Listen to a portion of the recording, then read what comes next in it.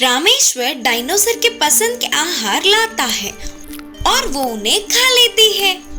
फिर रामेश्वर ने कहा, छोटू, हमें पैसे मिलने से ही खाना मिलेगा और पैसे कमाने हो तो मेहनत करनी होगी, इसीलिए मैं जंगल जाकर लकड़ियाँ काट के ले आऊंगा। क्या मैं जंगल ना जाऊं? ऐसे कैसे चलेगा?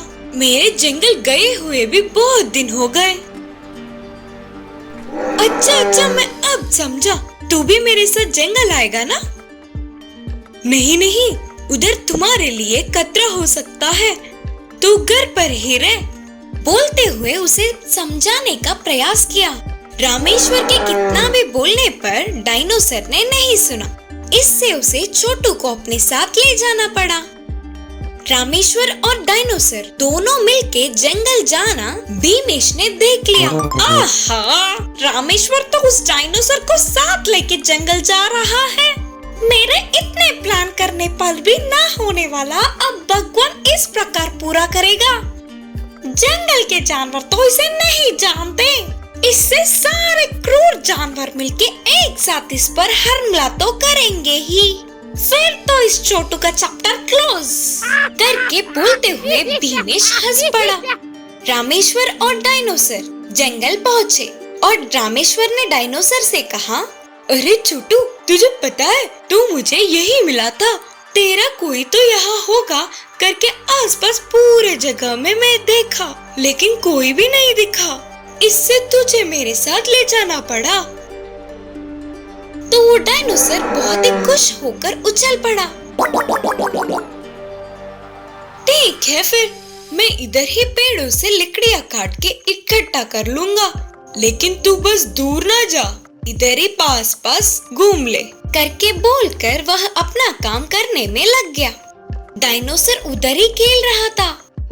कुछ देर बाद उसे प्यास लगने से दूर से दिखने वाली नदी के पास गया। लकड़ियाँ काट रहे रामेश्वर ने उस पर ध्यान नहीं दिया और नदी के पास जाकर पानी पीने वाले डायनासोर को शेर ने देख लिया और उसके मुंह में पानी आ गए। पानी पी के जाने वाले डायनासोर पर अचानक हमला कर दिया। अचानक के इस घटने से वह डायनासोर पहले डर गई, लेकिन फिर बाद में उसने शेर से लड़ाई की। कुछ देर बाद रामेश्वर को छोटू के ना दिखने पर उसके आसपास के पूरे जगह में ढूंढा। फिर से शेर से लड़ रहे डायनासोर को दूर से देखा। अब देखने से कोई फायदा नहीं करके रामेश्वर अपने पास के हल से शेर को मारा। इससे शेर चिल्लाता हुआ उधर से भाग गया। उसके बाद रामेश्वर डायनासोर को अपने पास लेके सब ठीक है करके चैन की सांस ली। एक बड़ा सा अंडा। एक गांव में रामेश्वर नाम का व्यक्ति रहता था। वह बहुत ही भला इंसान था। उसके पास जितना है उतने में ही सामने वालों की मदद करता था। रामेश्वर हर रोज जंगल जाते हुए लकड़ियाँ काट के लाकर उन्हें बेचकर खुशी से जीता था। रामेश्वर के घर के पड़ोस में ही भीमेश रहता था। वह बहुत ही कंजूस आदमी था, कभी किसी की भी मदद नहीं करता था और तो और सामने वालों को देखकर बहुत ही जलता था। एक दिन रामेश्वर लकड़ियों के लिए जंगल में गया और सूखे हुए ढालों को उसकी कुल्हाड़ी से मारने लगा। उसे वहीं थोड़ी दूर में एक बड़ा सा अंडा दिखा। उसे देख वह चौंक गया और बोला, ये अंडा क्यों इतना बड़ा है? इस जंगल में मैंने अब तक ऐसा अंडा नहीं देखा। ऊपर से इधर पास में कोई जानवर भी नहीं दिख रहा है। इसे ऐसे ही छोड़ा तो अंदर के बच्चे को खतरा हो सकता है। मैं इसे अपने साथ ले जाकर ध्यान रखूंगा।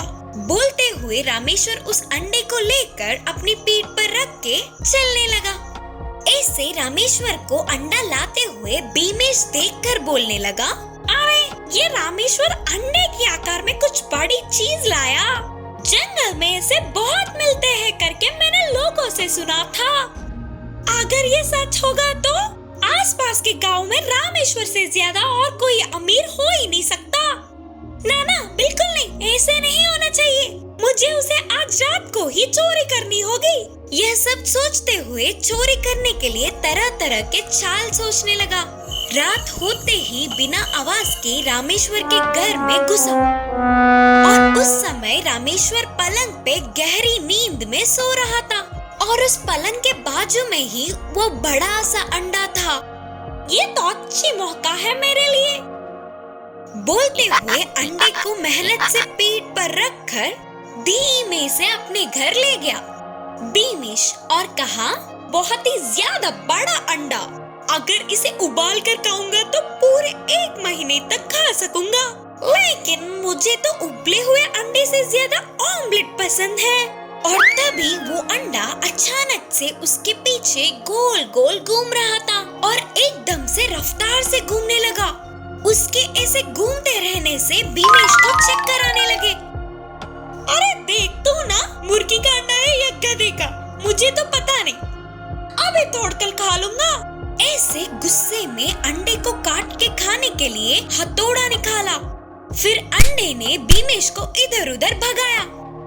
आखिर में अंडा उस पर सारी तरफ से हमला करने लगा। ऐसे उसे बहुत चोट पहुँचे।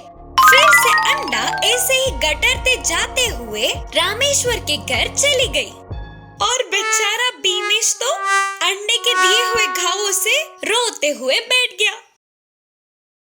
डायनोसर का अंडा। रामेश्वर के घर लौटने वाला अंडा थोड़ा थोड़ा इधर उधर हिलते हुए टूटने लगा। उस अंडे की आवाजों से सोता हुआ रामेश्वर जाग गया। कुछ देर बाद अंडा टूटकर उसमें से डायनोसर का बच्चा बाहर निकला। उसे देखते ही रामेश्वर बहुत खुश हुआ। देखने में बहुत सुंदर और अच्छा सा लग रहा है, इसीलिए तुझे ना मैं छोटू बुलाऊंगा करके रामेश्वर के कहने पर वो डायनोसर खुशी से उछल उछल कर कूद पड़ा। उसे पास लेकर प्यार जताया। तुझे तो बहुत भूख लग रहा होगा ना, रुक जा, अंदर के दूध और फल लाऊंगा। बोलते हुए अंदर जाकर दूध और फल लाकर उसके सामने रखा और उसने दूध एक घूंट में ही खत्म कर दिया। फिर फल खाना भी शुरू किया। अरे छोटू, मुझे ना नींद आ रहा है और तू भी फल खाकर थोड़ी देर सो जा। सुबह होने पर मैं जाकर तेरे लिए तरह तरह के आहार लाऊंगा, ठीक है? करके बोलकर रामेश्वर को नींद आने पर वो सो गया। डायनोसर फल खाता रहा। दूसरी ओर भीमेश गुस्से से लाल हो रहा था। उसके घावों का बदला लेने के लिए मौका ढूंढ रहा था। अरे ओ रामेश्वर, तेरे अंडे से मेरे सर को फोटेगा तू? अरे ओ, तू नहीं जानता, अब तो तेरा काम तमाम होगा। ऐसे बोलते हुए बड़ी सी टोकरी के ऊपर का ढक्कन निकाला। उसमें से बाहर निकली हुई बड़ी सी सांप डसते हुए सो रहे रामेश्वर के पास गई। उसके शब्दों से, उन आवाजों से रामेश्वर उठ गया और उतनी बड़ी सांप को देखते हुए कांपने लगा और डरकर चिल्लाया, सांप, सांप, बचाओ, बचाओ। उन आवाजों को सुनकर डायनोसर उठ गया और सांप से लड़ने लगा। ऐसे डायनोसर और सांप के बीच बहुत देर तक युद्ध हुआ।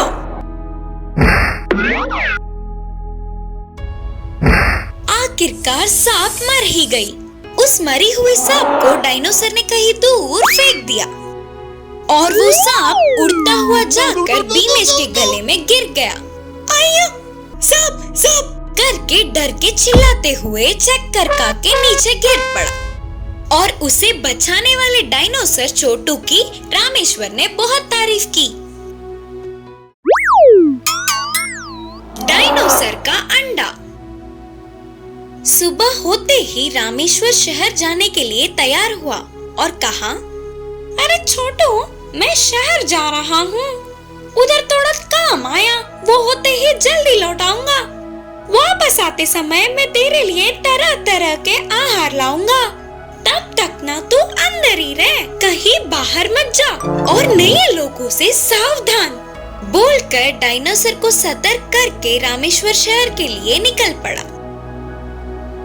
ये सब घर के बाहर ही खड़े भीमेश ने सुना और बोला, रामेश्वर तो शहर जा रहा है, इसका मतलब अब ये शाम तक नहीं लौटेगा और तब तक मुझे इस छोटू की खबर लेना होगा। लेकिन जब वो अंडा था तभी मेरा हाल बेहाल कर दिया, इसीलिए तो मुझे जो भी सोचूं और करूं बहुत सावधानी बरतनी पड़ेगी। ऐसे थोड़ी देर बहुत सोच विचार करके भीमेश एक निर्णय पर पहुंचा। यस, उससे ना मैं एक केक में नशीली दवा मिलाकर खिलाऊंगा, फिर उसके बेहोश होने के बाद डायनासोर को 2 आदमियों के मदद से जंगल ले जाकर छोड़ना या कुछ और करना सोचूंगा करके निर्णय किया। ऐसे जल्दी से केक तैयार करके उसमें नशीली दवा मिलाया। भीमेश उस केक को लेकर डायनासोर के पास पहुंचा। हेलो रे छोटू, हैप्पी बर्थडे। तेरे बारे में मेरे दोस्त रामेश्वर से सुन के तेरे लिए केक लाया हूँ, बोलकर केक दिखाया। उस केक को देखते ही डायनासोर खुशी से उछल पड़ा। अरे छोटू, ये पूरा तेरे लिए ही तो है, चल खा ले करके बोलते हुए और पूरा केक एक ही बार में डायनासोर खा गया। थोड़ी देर भीमेश ने अच्छा बनने का नाटक किया और थोड़ी ही देर में डायनासोर बेहोश होकर गिर पड़ा। सब कुछ उसके चाल के मुताबिक ही होने पर भीमेश ने जोर से सीटी मारी। वह सुनते ही बाहर के 2 आदमी रस्सी लेकर अंदर गए। भीमेश और उसके आदमी मिलकर छोटू को रस्सी से बांधने की कोशिश करते रहे। इतने में अचानक डायनासोर चिल्लाता हुआ एकदम से उठ गया और मुंह से केक को बाहर निकालकर फेंका। ये सब देख भीमेश चौंक गया। बाप रे बाप, केक को चबाकर खाने के बजाय इसने होशियारी से मुंह में ही रखा। इसमें भी उस रामेश्वर की बुद्धि ही आई। डायनासोर जोर से चिल्लाता हुआ भीमेश और उसके 2 आदमियों को हवा में उछल उछल कर बहुत पीटा।